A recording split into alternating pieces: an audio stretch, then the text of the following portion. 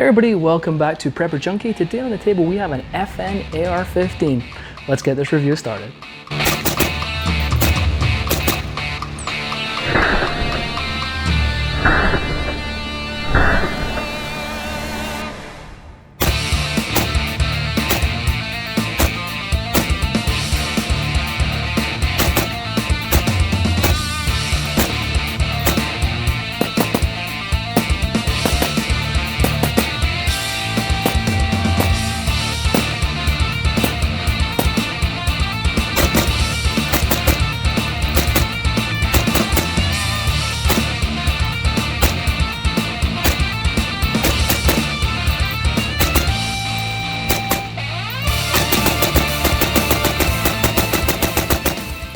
Alright folks, as I said, this is an FN AR-15. The full title will pop up on the screen right now. So let's start at the back here. We do have a M4 buttstock here. Is branded with FN on this side. It does have your sling attachments here and here. Just a very typical standard buttstock. It does have obviously your buffer tube here, down to your castle nut. Castle nut has been staked in 2 places and the staking looks excellent.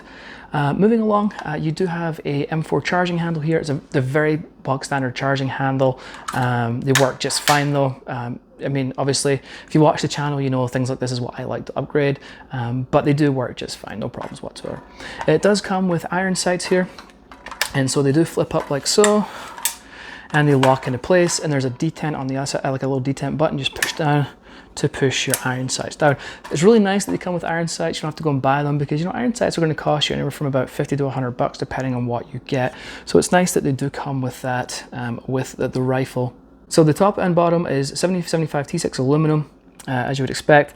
It's not a fancy lower. So what I mean by that, it's not like ambidextrous or anything like that. Everything's where it should be though. You do have your mag release, brass deflector, your forward assist. On the other side, you have your safety right here, your bolt catch and release right here.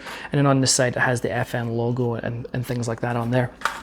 Moving down, again, it's come with some pretty basic furniture at the back here, which is kind of nice. I think sometimes they do it to keep the price down and let us buy whatever furniture we want to put on, which is always good because this is typically 2 things that I wouldn't keep on my rifle. Personally, again, it's a personal preference, they function just fine.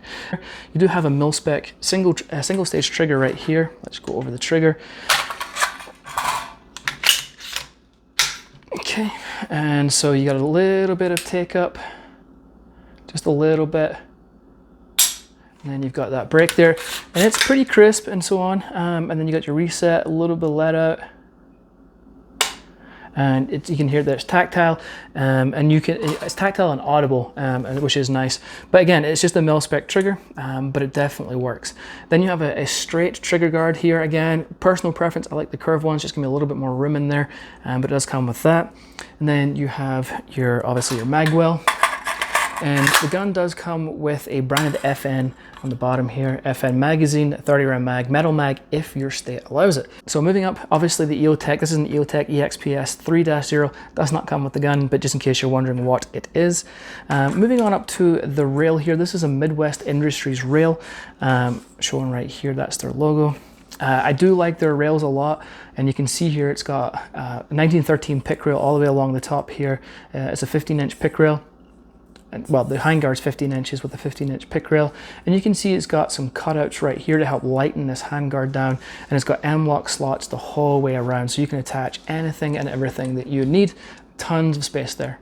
It does have 3 points right here for QD slings, which is nice, and there's one down here and one here also. Underneath the handguard, we do have a mid-length gas system, and then we have a 16-inch barrel. It's chrome lined, it's a 1-in-7 twist, and we have an A2 flash hider on the front here. So one of the things I like to do is a little wiggle test. I like to see if there's any play between the upper and lower, so let's check that out. We got a little bit of a wiggle there, nothing too much to write home about, but there's a little bit of a wiggle there. Okay, so one of the things I always recommend once you get your AR-15 is just check it out. All right, so always check out your bolt carrier grip. Make sure that the staking on the gas key is good. There's no blemishes or anything weird on here that shouldn't be here. Again, this typically we check by QC before it leaves, but it's always good to check. Your gas key staking looks excellent on here. Everything else looks good. Happy days. And then this is your standard charging handle I was telling you about. You can see here it's just for essentially just for right-handed shooters. If you're a lefty, you want to get something on the other side or an ambi or something like that. And then at the back, or in the lower here, you'll see this is just your fire control group. And then we have an H buffer right here, and your buffer spring and things like that. All right, how was shooting it? Shooting was great. I had no problems whatsoever. Again, I'm getting about 300 rounds through my AR reviews right now. Zero problems. Nice flat shooting. I do like the mid-length gas system. It's probably my favorite system there. It helps smooth things out a little bit. Some things I didn't necessarily like is just, I mentioned like the furniture. I'm not a big fan, but again, if they're keeping the cost down by putting this cheaper furniture on there and allowing us to put on what we want, I'm okay with that. You know, typically I'll put like the B5 SOP mod or BCM stocks on here and probably the K2 Plus grip. Other things that I would upgrade is the charging handle. And another change I always do with mine is none of these changes are necessary by any means. It's just, again, everything's just personal preference, right? I like to change out the buffer spring and the buffer to a Spikes Tactical T2 tungsten powder. And then I change out the steel spring because it has kind of a scratchy, twangy noise to it, which I don't like. And then I use Damage Industries, their wires. You can get them on sale sometimes for like $5, sometimes they're 12. It just depends if they're on sale or not. The difference between them is it kind of takes that annoying twang noise out. The steel ones that come with this are rated for 5,000 cycles, and the Damage Industry springs are rated for 750,000 cycles or something like that. So you should never ever have to replace that spring also, so it's very cool. Oh yeah, so overall impressions, I do like it a lot. I really love that Midwest Industries rail. The quality is definitely there. It's a nice AR-15.